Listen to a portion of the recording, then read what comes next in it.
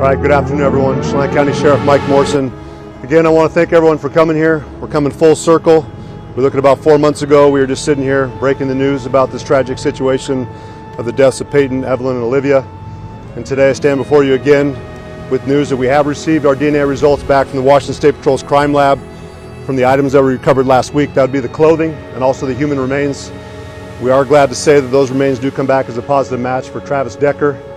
It's a big day for Chelan County Sheriff's Office, all of our federal partners, that we can finally bring a close to this dark chapter of Chelan County. Certainly pay respects to the deaths of Paityn, Evelyn, and Olivia. We wanted to show honor to them, let them know that we never forgot about them. We haven't forgot about their family.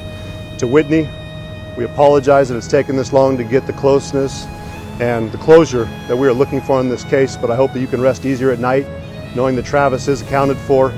He is deceased. Our DNA results confirm that, and this will bring a close to our case. I want to thank our detectives, our investigative unit, for the amount of time, effort, and just overall sacrifice that they put in. They never relented on this case. They remained focused, and they made sure that, number one, justice was served, and most importantly, the law prevailed in this situation. We appreciate all of our federal partners, the FBI, the U.S. Forest Service, the U.S. Marshal Service, who will come up and talk after me, and then we'll take questions after that. We also had our partners of the Criminal Investigation Division, Border Patrol with their BORAT team, and also their BOR-STAR team. We couldn't have done this by ourselves. We're a medium-sized agency, as I've said throughout this process. We appreciate our federal partners standing up alongside of us, assisting us. We appreciate the Washington State Patrol. Specifically, I'd like to give thanks to operational psychologist Stacy Gutchett and her work and her forensics analysis of Mr. Decker that assisted us in our fourth search, pointed us in the direction of Grindstone Mountain, an area of interest that we wanted to search, and her insight and guidance led us to an important area to search where we did eventually locate Mr. Decker. Again, we couldn't have done this by ourselves. I want to thank the King County Sheriff's Office, the Snohomish County Sheriff's Office, the Spokane County Sheriff's Office for also coming alongside of us, allocating their air assets to us. We could not have done it by ourselves if we had not had the rappelling capabilities that we had from the helicopters. Again, we would have struggled. They would have taken months longer, and we're thankful for that. But most importantly, to our community, thank you. Thank you for supporting us, being patient. We wanted this wrapped up within the first couple days. We knew it took months. We knew that you sat on edge as we were also stressed out about this situation. But again, you never wavered your support from us.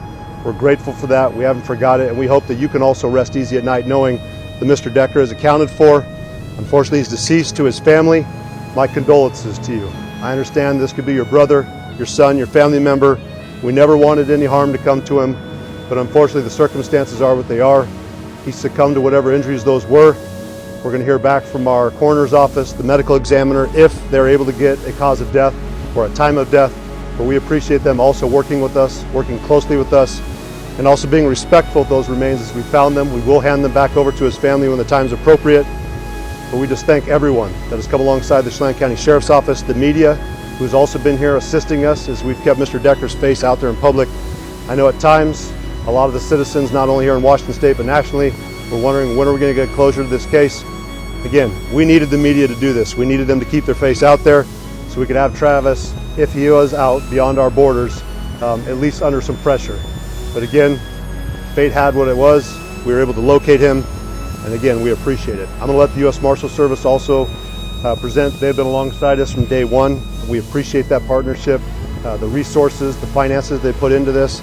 We couldn't have done it without them. Same with the FBI, but the Marshal Service really took on a heavy burden for us, overseeing the search efforts, while our detective investigative units went and focused primarily on the investigation, knowing that we were getting ready for a criminal trial.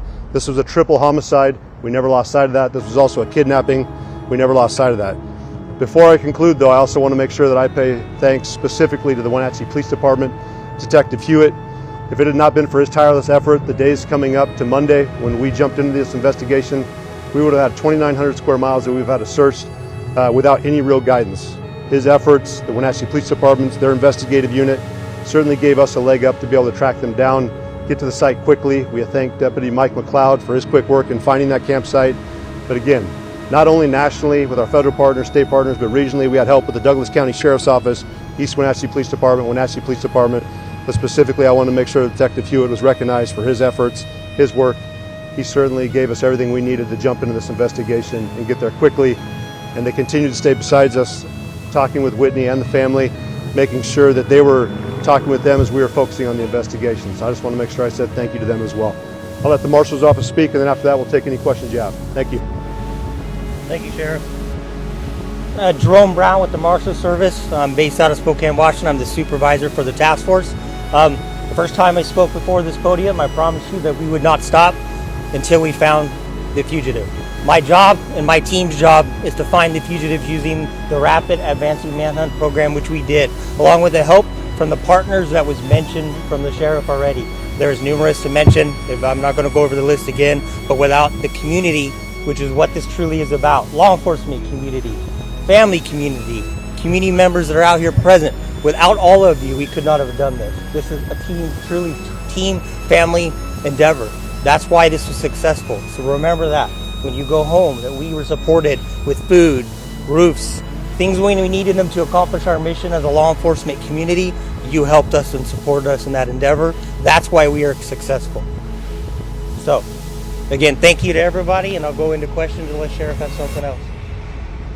No, we'll open it up to questions. Are you able to talk a little bit, if at all, I know it's very early, about how he died or when he died? We're going to leave it up to the coroner's office. Coroner Harris has already confirmed that they're doing the best they can with their medical partners to determine if they can determine a cause of death and also how long he had been deceased when he was out there. Again, we understand that process takes time. We did not get full remains. We have gotten majority of the remains back. But again, it's a process, and we're hoping that they are able to determine that, because we know that some of the community wanted to know. But as of now, we don't have those answers.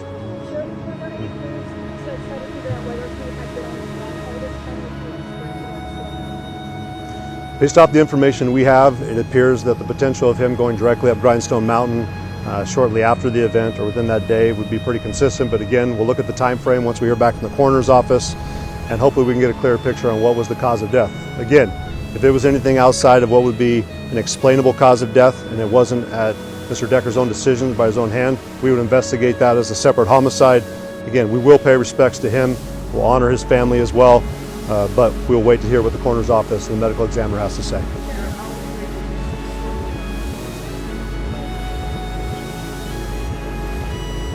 So this was our fourth search. It was a planned search. We appreciate the U.S. Marshals overseeing that, taking it on. The FBI had done our third one. After that, this was the area that we had been speaking with the Washington State Patrol and their operational psychologist, who I mentioned before. That would be Stacy Chuckett. Really appreciate her insight. So we did get forensics analysis when it came back from the U.S. Marshal Service, the FBI, with their forensic psychologist, and of course the Washington State Patrol. And she had highlighted an area of interest that was on Grindstone Mountain. She even guesstimated about what elevation we were looking at. And we really appreciate her insight. She brought certainly a different perspective than we had received from the FBI or the Marshal Service. But again, we were taking information as we could throughout this investigation. It was rapidly evolving. I think we utilized our resources best as possible. And the last iteration, Washington State Patrol coming in with this contracted operational psychologist, certainly gave us a different area to look at, but it was always something that we were going to check next as our search area continued to expand out. Sure. What was kind of the clues that led to that area being, as you mentioned, an area of interest? It was outside of the three search areas that we had already checked. It was certainly within sight of our original crime scene, and we knew also with the information that had been obtained with the psychologist there from Washington State Patrol that they viewed that would be an area that they might have singled out, or Mr. Decker might have viewed out as an area that he would have headed.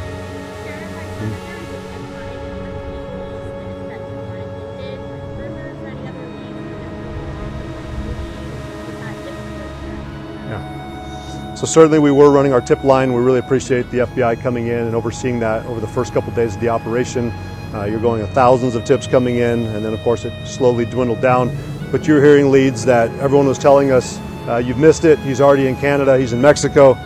Clearly we have the Marshal Service. They have relationships as well with international partners. We did have international partners in Mexico and Canada following up on leads, along with nationally here. We had viewings in Montana, Idaho, Texas. So again, we appreciate our national resources that we had. Also, we had local resources in different states that were willing to step up, assist us, track down leads. Again, we couldn't have done this by ourselves, but certainly we weren't overlooking any tip that came in, any bit of advice that we had, but it certainly strained our resources that we did have, but we primarily kept our focus here with our investigators, and eventually we got the results we were looking for.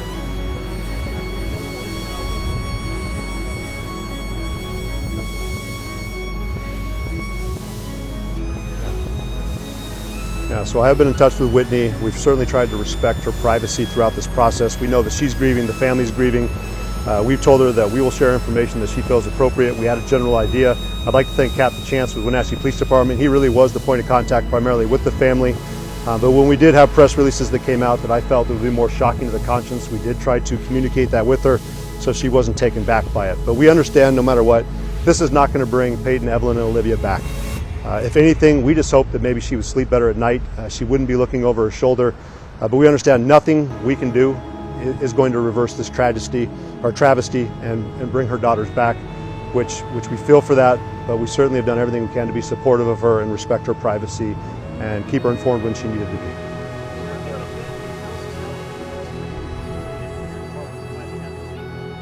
My focus is more back on my agency. I understand that a lot of our deputies have taken a huge toll when they're sitting there on the crime scene for hours on end. Our detectives are having to read through these reports, the fine details of the case that no officer in his law enforcement career should really have to read through. So I certainly am focusing on them, making sure that they have the support they need with psychologists, critical incident stress management, peer supporters. We've done everything we can to make sure we're supporting them on that front. I would say personally that I certainly view it as a win for our community that we can close this. This has been a very dark chapter. You're looking at one of the largest manhunts in Chelan County history, one of the most horrific crimes that we've seen in Chelan County, and we're glad to put it behind us. Personally, I certainly just feel for the family. I couldn't imagine that as a father to lose any of my kids, especially all three, and I hope that we never see anything like this in Chelan County again. But personally, I'm just glad to see it's closing out and we're putting it behind it. And number one, above all, that we found Mr. Decker, he's accounted for, and that we can say that threat to our community is confirmed, no longer a threat.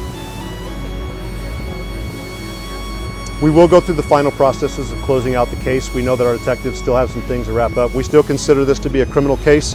We're making sure that we've documented all of our evidence, that we've completed all of our reports, and that we've done what we need to do to process the evidence we have.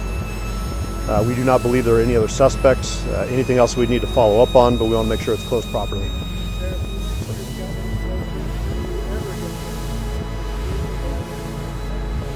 No, I don't think we'll ever have a true reason. I don't think it really matters what his reasoning was. In our view, and based off the evidence we have, he committed murder. It's inexcusable, it's inexplainable, and we would have liked to, of course, heard his thought process and what he was thinking at the time, but I don't think anything he said would have justified it. The bottom line is our community is now down 3 young girls that would have been our bright future. They're not here. I know several members of our agencies had their kids interacting with them on sporting events and other personal events, so it's a loss for us personally too. We recognize that those girls are gone for their family. They're not going to be able to enjoy birthdays, other memories, first dances, first sporting events, even first jobs. So I certainly feel for them. I understand that is a huge loss, and I certainly will be sending my prayers towards them, hoping that they can find some kind of closure on this.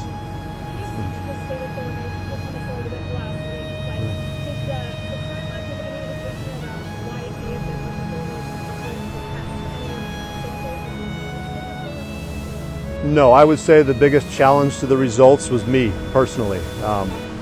I requested more than they're used to. I appreciate Chief Paityn and his team being flexible and willing to adjust. I did not want to take any chance of just coming back with samples from the clothing. I wanted samples from the remains that were also located there. I know this was an unusual request for the State Patrol. I appreciate them humoring me on this, but we also want to make sure we shut down conspiracy theories. Mr. Decker did not bring anyone else up there and leave the remains behind. This is Mr. Decker's remains. The clothing matches, the remains match.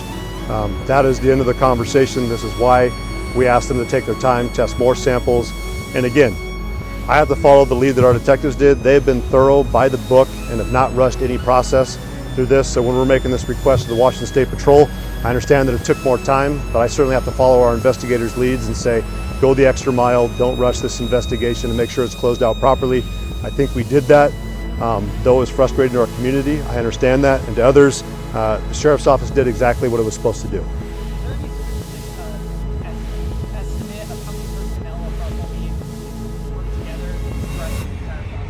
I would say hundreds. In the search alone that the FBI coordinated, we were over 100 personnel that were on the ground searching, in addition to the amount of money that each agency has contributed. Had the Chelan County Sheriff's Office and the Chelan County government itself had to absorb the cost of this, it would have bankrupted our county. So thank you to the FBI, thank you to the U.S. Forest Service, thank you to Border Patrol, thank you to the Marshals, thank you to every single municipality and county agency that came out, contributed funds. Again, we couldn't have done this by ourselves, and I've heard you spent a lot of money. I guarantee if it was your kids, you would ask me to spend the same amount of money. So if I had to do it over again, we'd do it exactly the same way to ensure that justice was served and again that the law prevailed.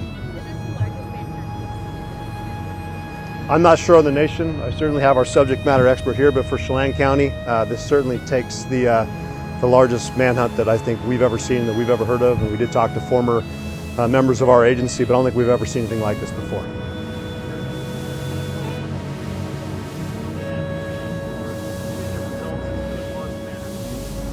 They said it could take months. I'm not the subject matter expert in here, but I know that Coroner Harris was open to have any questions on that front to be redirected back over towards him.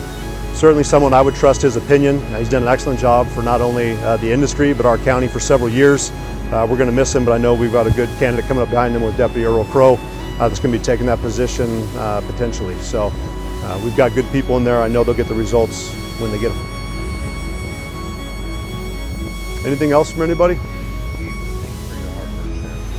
Well, it was definitely a group effort. The Sheriff's Office didn't do this by ourselves. I know I get to stand up here and take some credit, but we didn't do this by ourselves. It certainly was a group effort. The Marshal Service was key. Again, they took on the workload that was this manhunt. The FBI was certainly pulling every string they could behind the scenes, getting additional resources. If we hadn't got the additional funding for that third search, I get that we didn't get the results we wanted to, but we certainly did everything and was showing that we weren't willing to give up. We were going to continue to do what we needed to do, but we're just appreciative for all of our partners that came alongside us. And most importantly, and I want to say this too, like our deputies stepped up every single day while we were out here taking on fires, as we're seeing here. The 365-day, 24/7 coverage that we provided was still being taken care of. You've seen our deputies at work handling other cases, and I appreciate them too. They've done a lot of personal sacrifice, and we continue to be here and support them, just appreciative of their efforts. I appreciate it. Thank you. Appreciate you coming, and thank you for being supportive of us during this time. We're looking forward to closing this case out.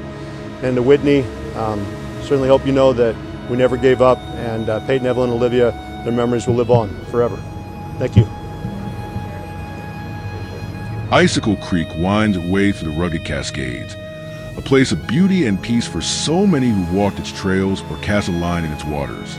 But in the shadow of that serenity, a tragic chapter. Authorities now believe they have located his remains, bringing a months-long manhunt closer to its conclusion. Timeline of events. It began on May 30th, 2025. Travis Decker, a 32-year-old Army veteran, was scheduled for a visitation with his 3 daughters, Paityn, age 9, Evelyn, age 8, and Olivia, just 5 years old. Search teams scoured rugged terrain across Chelan, Kittitas, Snohomish, and Okanagan counties. Helicopters, drones, K-9 units, and hundreds of personnel combed the wilderness. Despite multiple reported sightings, including in Idaho, remains were located. Authorities say clothing and personal items found nearby strongly suggest the remains belonged to Travis Decker. The body showed signs of severe decomposition, consistent with the time he had been missing. DNA testing is now underway to provide positive identification. Heartbreak. The mountains and waters that once offered peace now hold a memory of a family torn apart. For those who knew these places well, the story of Travis Decker and his daughters will forever be tied to the quiet bends of Icicle Creek. This has been a special report on the Travis Decker case. For continued coverage on breaking news, historical stories, and the like, please take the time to subscribe. Comment on what type of stories you'd like to see next. Ring that bell to stay informed, and as always from all of us at Scape News, be safe.